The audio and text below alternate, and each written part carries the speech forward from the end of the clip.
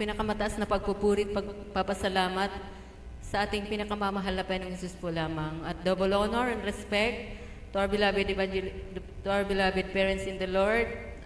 Patuloy po nating inaalala ang mga pinagpalang aral at turo ng ating beloved Evangelist Pastor Willie Shal Almeda and beloved Assistant Pastor Lina C. Almeda.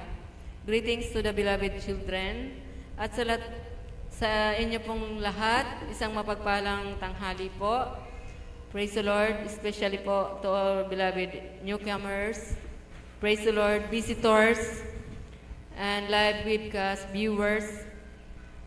Praise the Lord, isang mapagpalang tanghali po sa inyong lahat sa pangalan ng ating pinakamamahal na Panginoong Hesus.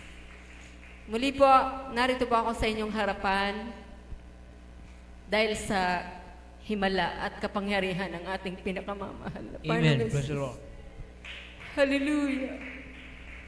Alam niyo mga namahal, dati-dati mga namahal, isa rin po ako sa naging biktima po ng cancer of the bones, mga minamahal. Ayon po sa mga beloved visitor po natin, ito po ay isang buhay na patutupo sa inyo na inyo pong pakinggan. Dahil kung paano po kami hinimalaan ng mahal na Panginoon, kung kayo may mga karamdaman, ganun din po, maghihimala po sa inyo ang mahal na Panginoon. Amen. Dahil alam nyo, mga namahal,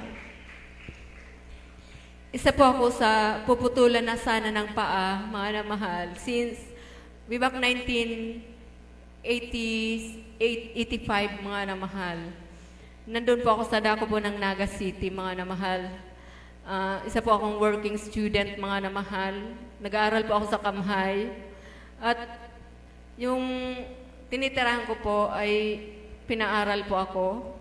Kaya nagpapasalamat po ako sa mahal na Panginoong Hesus dahil doon po sa Naga City, mga namahal, doon po nag-atake po yung aking karamdaman na sabi nga ng doktor sa akin, puputulan daw po ako ng paa.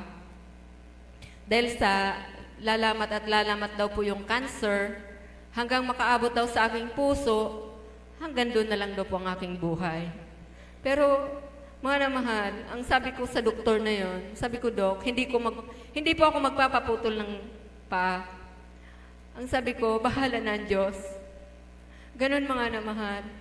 Pero, totoo nga, mga namahal, bagamat wala pa po ako noon dito, mga namahal, isang araw, pinuntahan po ako ng aking mahal na kapatid na nauna po sa banal na gawain na ito. Pinuntahan po ako sa dako ng Naga. At doon ko po siya nakita na seryoso siya dahil talagang kapag nagsishare po siya sa akin, lahat patawa noon. Pero nung time po na yon, nang nagsishare na po siya ng Word of God, ng himala ng mahal na Panginoon, doon ko po nakita na siya po ay nagluluha. Sabi ko, sa isip-isip ko lang, sabi ko, totoo kaya to? Kasi hindi siya mapapaiyak kung hindi totoo. Ngunit dahil sa nandun po yung Holy Spirit, naramdaman niya po habang nag-share po siya sa akin. Kaya na-share niya po ako, sabi niya, alam mo Sid, iniibig ka kasi ng mahal na Panginoon. Tanggapin mo siya at tanggapin mo ang bautismo sa pangalan ng ating mahal na Panginoong Hesus. Isang tiyak na bagay, ikaw ay gagaling. Nung time po na yon, mga namahal, graduate na po ako noon ng high school, mga namahal. At nagtrabaho po ako sa isang bahay, mga namahal. At tunay po na doon sa bahay na yon, may isa pong lamandera po doon na sinisharean niya po ako ng Word of God. Talagang dinirect to the point niya na po ako na, alam mo, bawal magsamba dyan sa Diyos-Diyusan. Ito, binasa niya po yung sa Exodo. Direct to the point niya po akong ginanon. Pero, tinanong niya ako kung naniniwala ako sa Bible. Sabi ko, oo naman, kasi yun ang salita ng Diyos. Ito ang sundin mo, sabi niya. Kaya, simula po noon, hindi na po ako naglilinis doon sa mga Diyos-Diyosan, mga namahal na, ng may-ari ng bahay. Hindi ko na po siya, hindi na po ako nakikialam po doon. Kaya, salamat sa malapay noon. Dahil nung time po na yon, kinorek po ako sa ginagawa ko. Kasi nakita niya ako naglilinis po. Pero hanggang doon lang. Paglinis lang doon sa Diyos-Diyusan, hindi man po ako gumaling. Kaya grabe mga namahal, ang himala na malapay noon. Nung umuwi na po ako dito sa dakon ng sa Salog, mga namahal, kasi taga dito po kami, yung kapatid ko po, yung pinsan ko po, si Maniniste, siya pang ginamit na malapay noon. Dahil hindi po ako direct na nagdalo po dito noon ng time po na yon. Kung saan-saan pa po, nag-Iglesia ni Cristo pa, na kung saan-saan mga namahal. Pero wala po doon ang katugunan sa aking panalangin. Nung time po na dumalo po ako sa Tigaon, dahil niyaya po nila ako, praise the Lord, doon ko po naramdaman mga namahal ang kagaanan sa aking buhay. Amen. Kaya totoo po ang gawain ito na inyo pong nasumpungan mga namahal. Kami po mismo, naramdaman po namin ang himala, ang mga pagpapala. Yung cancer ko po, nasabi ng doktor, puputulan na akong ng paa. Ilang years na po, since 1985 up to now. Ilang years na po yon, 2025 na ngayon mga namahal. Almost 40 years na, 30 years. 30 years na yata mga namahal. Pero grabe ang extension ng malapay na binigay sa aking buhay. Kaya labis-labis ko po yung pinapasalamatan po sa ating pinakamamahal na Panginoong Jesus. Hallelujah. Dahil marahil kung hindi ko nakilala ang malapay noon sa gawain na ito, di ko alam ang aking buhay. Baka siguro wala na ako sa mundong ito. Pero napakabuti ng ating pinakamamahal na Panginoon.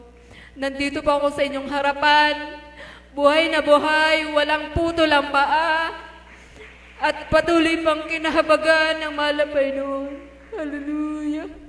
Iyan po ang tunay na himala, tunay na pagpapala ng ating malapay ng isa sa aking buhay. Hallelujah, hallelujah. Dahil napakarami ng pera ang ginastos ko sa gamot, pero kahit isang kagalingan, wala akong naramdaman mga namahal. Dito lamang po sa The Jesus Miracle Crusade International Ministry. Ito po ang gawain ng malapay noon na tunay mga namahal. Hallelujah. Kaya maraming salamat po sa ating pinakamamahal na Panginoong Jesus sa mga pagpapala niya po sa amin. Maging aking mga anak. Dito na po ako binigyan ng pamilya mga namahal.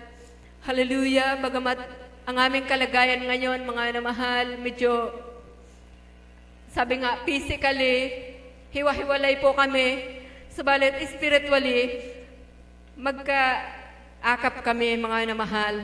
Dahil, kumbaga sa may kanya-kanya po kaming, kanya-kanyang tungkulin sa gawain ng malapay noon. Kaya, kung saan na-assign po ang bawat isa sa amin, nandoon po, mga namahal. Kaya salamat sa ating pinakamamahal na Panginoong Jesus. Sabi nga, mga basahan tayo sa harapan ng mahal na Panginoong Jesus. Tunay po na tayo po ay kinahabagan ng ating pinakamamahal na Panginoong Jesus. Hallelujah. Di man tayo karapat-dapat. Hallelujah. Maraming salamat sa ating pinakamamahal na Panginoong Jesus dahil patuloy niya tayong kinakahabagan, binibigyan kalakasan sa araw-araw ng aming buhay. Maging sa aming paghahanap buhay. Talagang, He is the great provider, mga namahal ang ating pinakamamahal na Panginoon. Minsan, kasi kami mga namahal, wala naman po kami talagang permanenteng hanap buhay. Pero ang mahal na Panginoon nagpupuno. Minsan dumarating na lang kakatok sa pintuan namin para maipapagawa. Kaya salamat sa ating pinakamamahal na Panginoong Jesus. Hallelujah! Dahil tunay po na siyang nagpo-provide sa lahat ng aming mga pangangailangan. Hallelujah! Totoo po yan mga mahal. Hallelujah! Ang pagtatapat natin ang pagbibigay sa gawain ng mahal na Panginoon. Talagang wag na wag talaga tayo mag-alinlangan. Kasi pag nag-alinlangan ka, andyan ang paalala agad sa atin. Pero pag 100% ang pananampalataya natin, tuloy-tuloy ang pagpapala ng ating pinakamamahal na Panginoong Jesus. Hallelujah! Kaya maraming salamat po sa lahat-lahat ng mga pagpapala na yan sa amin. Hallelujah!